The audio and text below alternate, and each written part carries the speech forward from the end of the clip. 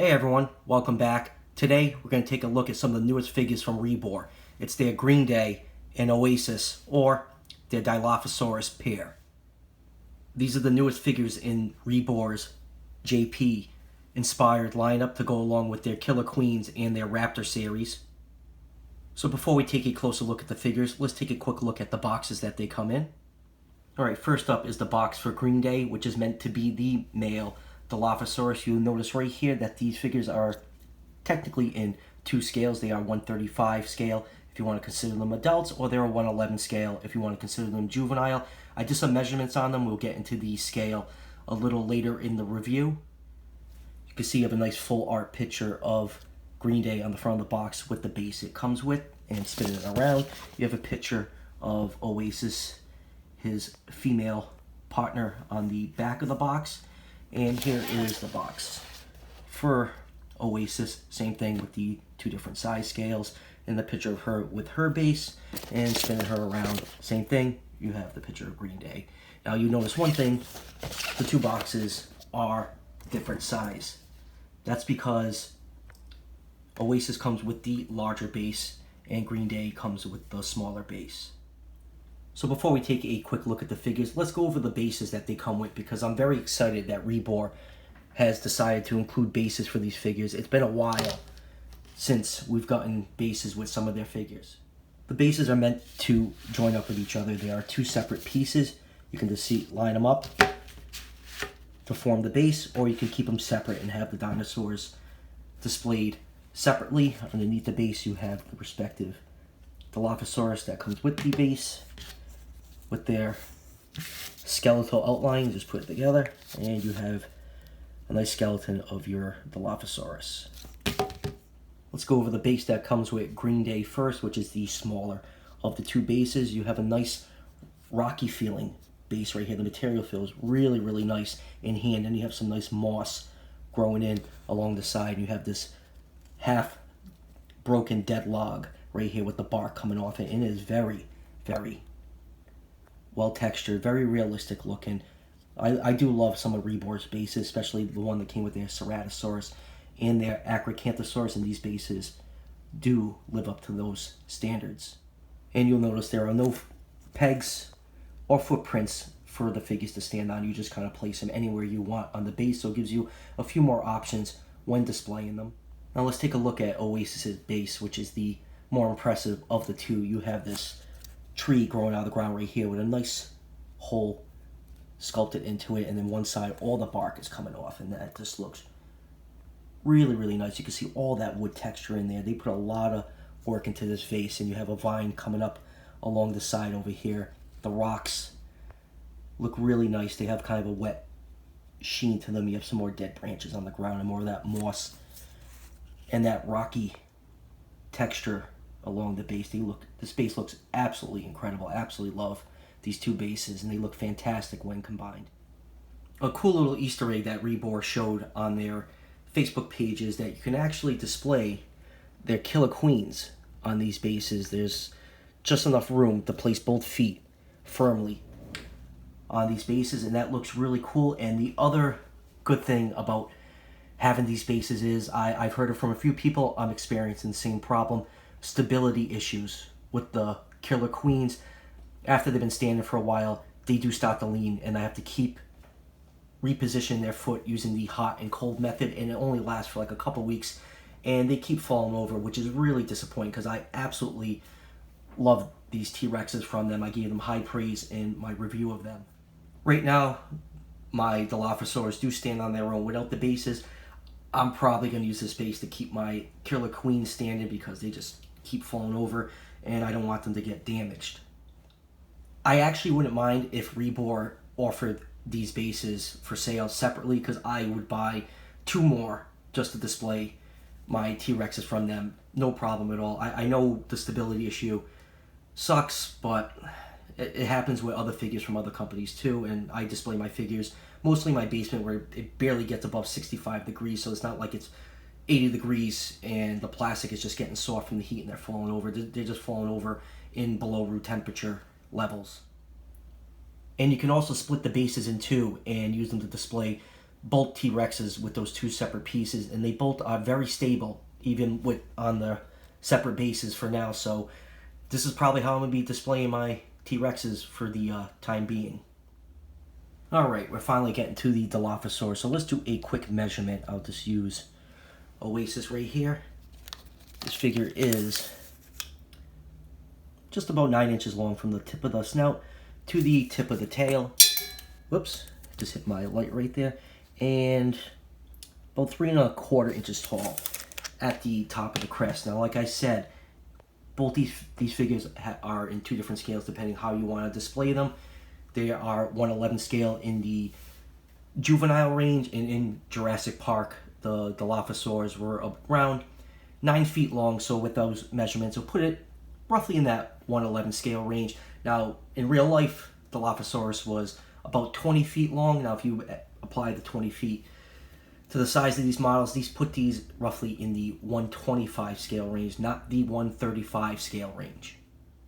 So let's take a closer look at some of the finer details on the female Oasis first. You can see the eye is painted in gold with a black pupil like a lot of the Rebor models. Now, we don't need to go over scientific accuracy because these are based on movie monsters. We know Dilophosaurus had a notch up here. The skull is way too wide and too short to be based on a real Dilophosaurus. I saw a couple people actually already got these figures saying that the crest seemed too thick. They got to be this thick on a model like this. If they were any thinner, they would be a lot more prone to breaking. I think they actually look pretty good and they feel very sturdy up there. And same thing on the hands right here. Dilophosaurus in real life had 4 fingers. This one has 3, and the wrists are pronated. So if you are looking for accurate Dilophosaurus models, these aren't for you. So getting back to the female right here, her main body coloration is a darker green compared to the male. We'll get to the male shortly. And she is outlined in these black blotches that go around her neck and on her face, and they are all highlighted in white. And you can see it along the back right there. And another thing I've heard people kind of complaining about is the texture of these models. They think they are way over textured. I mean, Rebor does have their own style, and their models do seem to be heavily textured compared to other companies. That seems to be their signature, their texturing. I actually like the texture on their Killer Queens. On these, I kind of wish it was a little bit more subdued, a little finer, a little smoother. I just think all the roughness of all these scales kind of take away from the paint job a little bit. It doesn't bug me as much as it is bothering some other people, but it's just something to point out. Now, these figures do have something different that we haven't seen before in other Rebor releases. You know, the last few releases, they do have bendy tails, and as always, the tail does come separately. To save on the size of the box, not shave. And you just push it in, and they fit in very snugly. But the neck now has a bendy wire in it, so you have different options now of how to display your dinosaur figures, and it's not really, you don't get a lot of movement on it, but it's just enough to have some variety in your display. You can turn it both ways. I don't want to push it too far because I don't want to damage the rubber on here. And I think, this thing keeps coming out of focus. If you push it down, yeah, just a little bit of some movement if you push that bendable neck down. Turning her over, you can see a little pink on that dewlap right here. Now, obviously, the frill is not sculpted on here, but Rebor did come up with a kind of a clever way to get frills on these figures if you'd like to. On their Facebook page, they shared a picture of frills to go with both models with instructions of how to print them and cut them and attach them to your model. I haven't done that yet because my printer actually ran out of color ink and I have some on order. So when I do get the ink in, I'm going to make my own frills, and I'll do a separate video of how I cut them and glue them together and how they fit on the model and see how they look. Let's get a little closer look at the head right here. There is some nice variation in the scale sizes. Along the face right here, the jaw is articulated. You can open it up.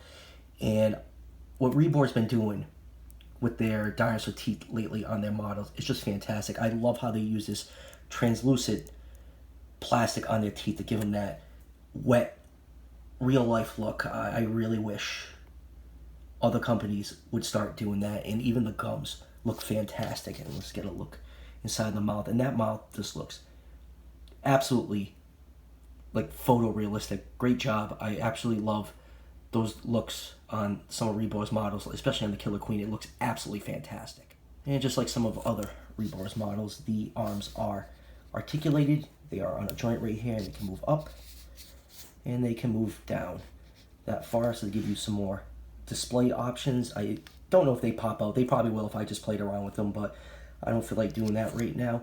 And the feet are also well sculpted, and these figures do stand fine without their bases for now. They're not as heavy, remotely as heavy as the Killer Queen, so I don't really see these warping like the issue some people like me and some other people are having with their Killer Queen. So I'll keep these displayed and see how they hold up over time and see if I get any warping issue with them. The underside is painted white. You can see more of that heavy texturing and scalation from Rebor. And it goes all the way down to the tail. You can see the little holes for where the wire inside this rubber tail is sculpted, and you get some really, really nice bends from that wire inside the tail. So a lot of display options you could do with this tail. I just don't want to, just be careful when you're bending it, because on my Killer Queen, like the first time I tried bending it, I felt the way the wire was sculpted was too close to the side and it was going to eventually poke through. So just check your model over before you start playing around with these bendable features. And next up is the male Green Day, and you can tell right off the bat he is in a much brighter coloration than the female. I actually like his coloration a lot better than the female, just because I do like bright colors. My dinosaurs, if you can't tell, I'm a huge fan of the Chaos Effect line from Kenner. Now underneath, he has a much brighter neck color to signify that he's a male. He has some red highlights behind his eye right here. And if you look at his eye, let me try to focus in on that. It's just a tiny bit sloppily painted. It's really not that bad. It's definitely much better on the female Dilophosaurus. It's really not too bad. I've seen way worse on other figures, and you can see that the dark coloration on him is more of a gray color instead of that black like on the female right here, and you have just a little bit of that red bleeding in underneath the eye right there. And moving down, you can see more of that bright green coloration along his body to make him look different than the female Dilophosaurus. Same thing, the tail is bendy and it is attachable. And flipping it over, the feet actually have kind of a reddish color on them too, along the front of the feet, and same thing on the hands right here. You can see there's some red coloration to give him more of a vibrant color and to differentiate him from the female. And here he is from the other side, and actually even around the eye right there, I know I pointed out, it's kind of almost like a purple color for the orbit. And same thing, just like the female. Articulated jaw, bendable neck, articulated hands that can move up and down, and a very flexible, bendable tail. Now let's move on to some size comparisons with some other JP-inspired figures from Rebor. First up is Winston from their Raptor series, which is based on the Velociraptor from JP1. The Raptor series figures are sculpted in 1/18 scale, so obviously this Dilophosaurus does not scale perfectly with the Velociraptors. And next up is the Killer Queen, the plain version, which is meant to be Rexy from JP1. You can see how those scale up to each other. Like I said, when I did the measurement on this is supposed to be 135 scale. That is also 135 scale, and they don't look too bad next to each other, even though the scale is a little bit off. I actually think this looks actually pretty good if you consider this Dilophosaurus an adult next to this T-Rex. And lastly, here it is with one of the 3 3/4 inch figures from the Mattel Jurassic World line. Here it is with Dr. Grant, and you can see that really doesn't look that bad. I mean, the Dilophosaurus, obviously, if it was scaled with the movie figures, would be a little bit smaller, but I think they look pretty good together. final thoughts on these figures. I like them. I think they're really nice movie style Dilophosaurs. My only real complaint is I just think the scalation is just a little too heavy and too big for the size of these dinosaurs. I kind of wish it was a little bit smaller and smoother feeling instead of feeling so rough in hand. The paint jobs are nice. They don't match the movie versions exactly, and there's probably a reason for that. And I do like that we have an option to add frills to them. And like I said at the beginning of the video, I'll leave a link in the description to Rebor's Facebook page if you want to just download that image and print your own. And I'll also be doing a separate video when I eventually get around to making my own frills for these figures. The other part I love about these figures, I love the bases that they come with. They are truly beautiful. The sculpting is amazing on them. They look very lifelike. They look like they're made of rock and wood, and I do like the option to display the killer queens on it, and I really hope in the future we have an option to buy these bases separately. I would definitely buy 2 just to display my Dilophosaurus and to have my killer queens on something much more stable than their own 2 feet. I end up getting both of my figures from Everything Dinosaur. That's where I order all my Rebor products. They retail for about $27 each USD.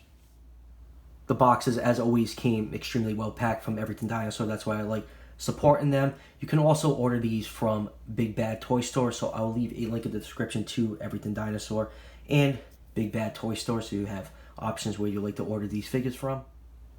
And I know I'll probably get asked this question in the comments. So if I only had to pick one of these Dilophosaurs, if I only got like enough money to get one, I would definitely go with the male. I just like the brighter coloration on it, but I will say Oasis does come with the much better looking base.